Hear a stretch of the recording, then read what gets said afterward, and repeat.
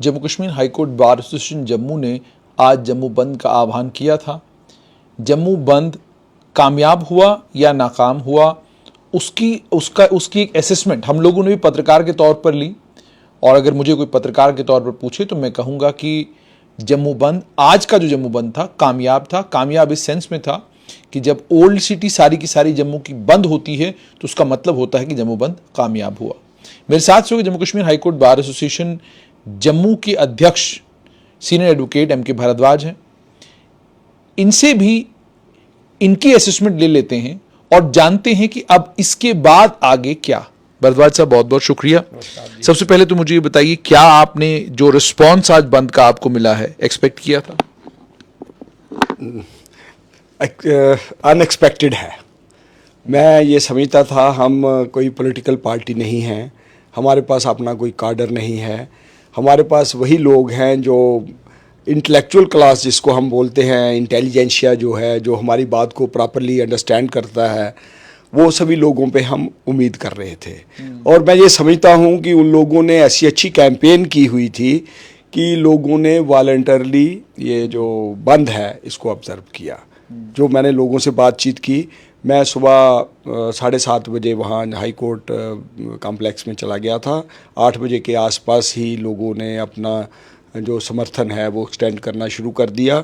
और जब मैंने ओल्ड सिटी का चक्कर लगाया तो मुझे ओल्ड सिटी में एक भी दुकान जो है वो खुली नज़र नहीं आई। लेकिन आपके ऊपर इल्ज़ाम ये लग रहा है कि वकला हज़रात ने जो बहुत सारी जगहों पर ज़बरदस्ती दुकानें बंद करवाई, ये भी कहा जा रहा है कि आपने ज़बरदस्ती जो है मेट्रोडोरें बंद करवाई। इसको लेकर क्या कहें? बिल्कुल ऐसा नहीं हुआ है। जब हम निकल रहे थे तो निकलते निकलते लोग ज़रूर हाथ बांध करके सारे शॉपकीपर्स को और जो गाड़ियां रोड पे थी हम उनको ये बता रहे थे कि अगर आपको इसका इल्म नहीं था तो आपको जब पता चल गया है तो आपको खुद ही रोड से ऑफ हो जाना चाहिए। हमें कुछ लोगों ने ये बात बताई कि कल शाम तक कोई कन्फ्यूजन था, क्योंकि आपको भी इस बात का इल्म है कि हमें चीफ साहब ने भी बुलाया हुआ था, तो एक र्यूमर्स जो हैं लोगों में स्प्रेड हो गई थी कि बंद होने के चांसेस कम हैं। उस वजह से बहुत सी गाड़ी वालों ने हमें कहा जी हम गलती से बाहर आ गए, हम वापस चले जाएंगे।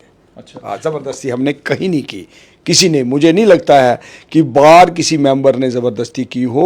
लेकिन जब एजिटेशंस होती हैं, एजिटेशंस में हर फिरके के लोग शामिल हो जाते हैं, फिर वो जन जन की चीज़ बन जाती है। तो जन जन में जो लोग होते हैं वो भी अपना एक जो गुस्सा है, रिजेंटमेंट है, वो एक्सप्रेस करते हैं। एजिटेशन का मतलब ही यही होता है कि आप अंदर से एजिटेटेड हो।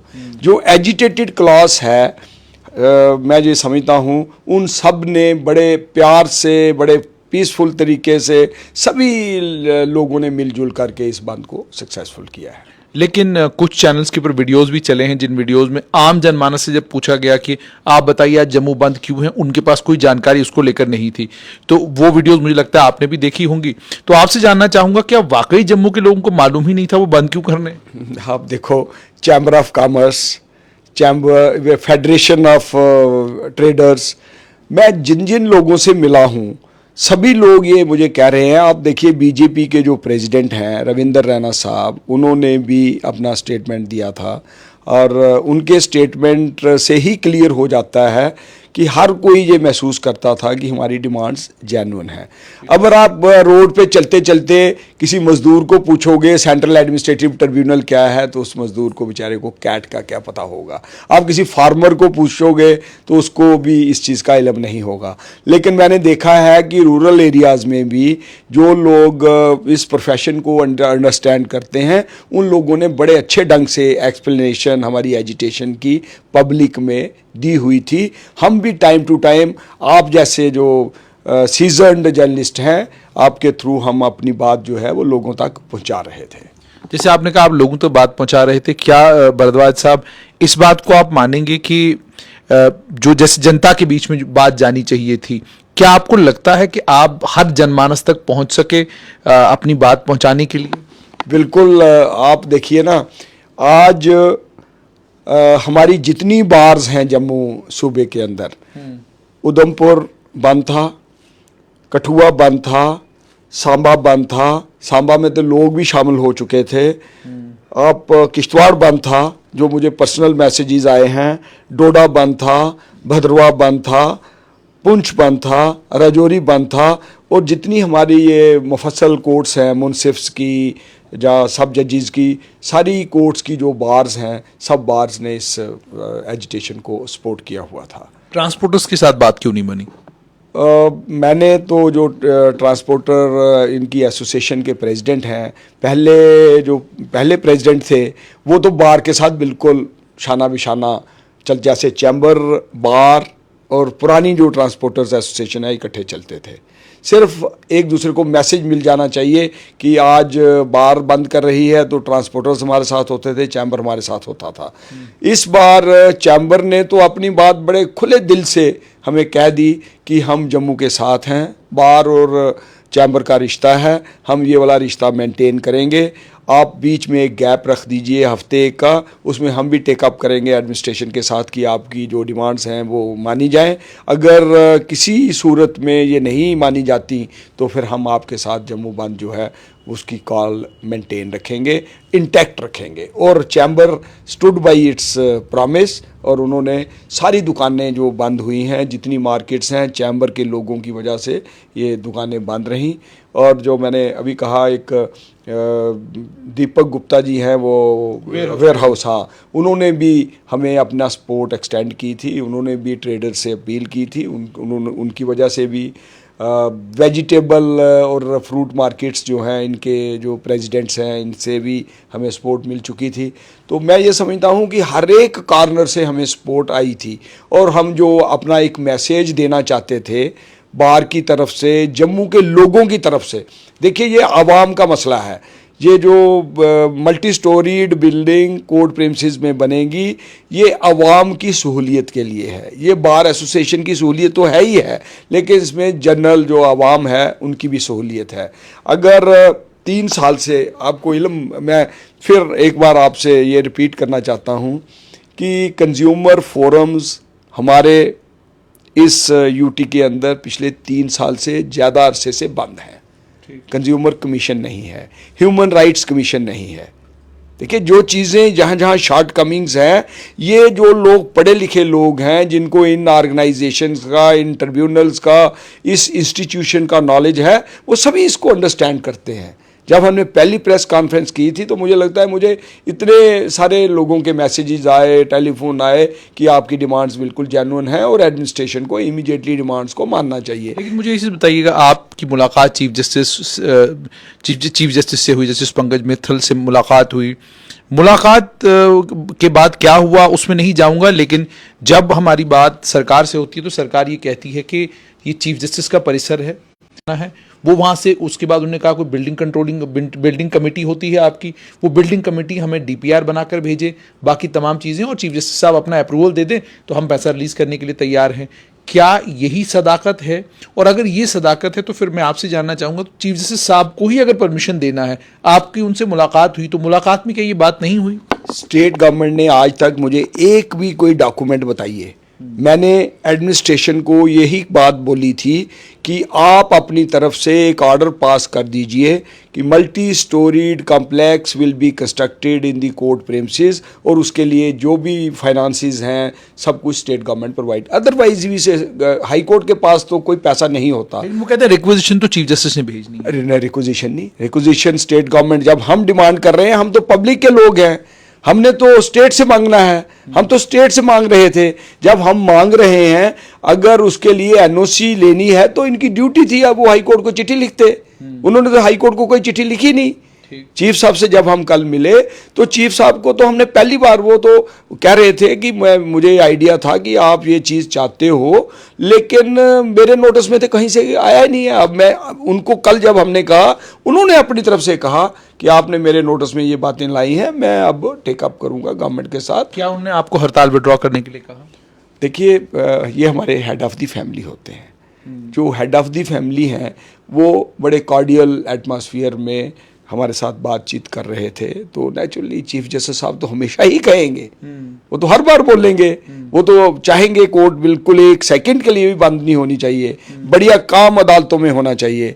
लेकिन जब ये एजिटेशन जन जन में घुस गई है, अब ये सिर्फ बार की ही एजिटेशन नहीं रही थी, अब तो इसमें आवाम भी जुड़ चुकी थी।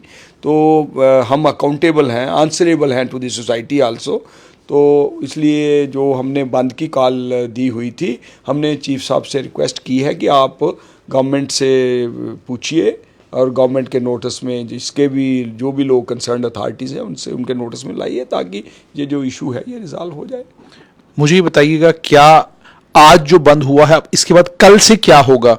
क्या कल भी कोर्ट में काम ठप रहेगा, या कल अब कोर्ट में काम दोबारा से शुरू होगा? कल के बाद की स्थिति क्या रहेगी? देखिए, कल तो बार का काम बंद रहेगा। हमारा आप तो पुराने सीनियर जर्नलिस्ट हो, आप बार को बड़े अच्छे ढंग से जानते हो। बार में इंडिविजुअल वहाँ कोई मैटर नहीं करता। मैं प्रेसिडेंट हूँ, मैं भी एक सिंपल ऑर्डनरी मेंबर हूँ बार का। वहाँ पर जो फैसले होते हैं वो सभी वकला साहिबान मिलजुल करके डिसाइड करते हैं। बंद तक की बात तो थी, वो मैं ऑथोराइज्ड हूँ आपको बताने के लिए। कल तो कोर्ट प्रीमिसेस में काम बंद रहेगा। कल का दिन तो जो है, कल हम इस पे रिव्यू करेंगे सारी सिचुएशन पे, और जो हमें हमारा ओपिनियन बनेगा, जो भी सभी वकला साहिबान डिसाइड करेंगे, फिर अकॉर्डिंगली हम उसको आप तक पहुँचाएंगे। सरकार को वक्त क्यों लग रहा है इतना फैसला लेने में? अगर ज़मीन अवेलेबल है, चीफ जस्टिस साहब देने के लिए तैयार हैं, सरकार पैसा देने के लिए तैयार है, तो फिर विलंब क्यों है? टाइम क्यों लग रहा है इतना? क्या कहीं से कोई खबर आई है आपको? देखो, मैं आपको बताऊं कि आपके मुंह से मैंने सुना है, आज तक मुझे किसी ने भी नहीं कहा कि हम पैसा देने के लिए तैयार हैं। आपको कहा होगा। मैं डिविजनल कमिश्नर साहब से मिला, तो हमारे 2 डेलीगेट, एक बार हमारे सीनियर मेंबर्स गए थे, बाकी ऑफिस बियरर्स गए थे, दूसरी बार मैं भी गया था। उन्होंने तो ये बात कभी कही नहीं। यही तो बात हम चाहते हैं कि स्टेट गवर्नमेंट एक ऑर्डर पास कर दे कि हम पैसे देने के लिए तैयार हैं। हम मल्टी स्टोरी कॉम्प्लेक्स जो है वो आज 8-10 कनाल जगह पे भी अगर आप चाहो तो अच्छा मल्टी स्टोरी कॉम्प्लेक्स बन जाता है, जिसमें सारी की सारी हमारी ये फोरम्स जो हैं, ट्रिब्यूनल्स हैं, कमीशन है, ये सभी अकोमोडेट हो सकते हैं। यानी आपके साफ कहने का मतलब है कि एजिटेशन जारी रहेगा, एजिटेशन अभी खत्म नहीं। कैसे ख़त्म करेंगे? देखिए ना, एजिटेशन तो जिस चीज़ के लिए हम एजिटेशन कर रहे हैं वो हमें कुछ मिलना तो चाहिए।